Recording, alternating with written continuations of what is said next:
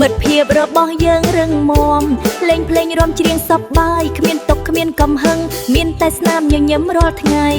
នៅក្នុងព្រៃដ៏ស្រស់ស្អាតមានមិត្តសត្វជាច្រើនរស់នៅជាមួយគ្នាដោយសុខសាន្តក្នុងព្រៃដ៏ស្រស់ស្អាតមានមិត្តសត្វជាច្រើន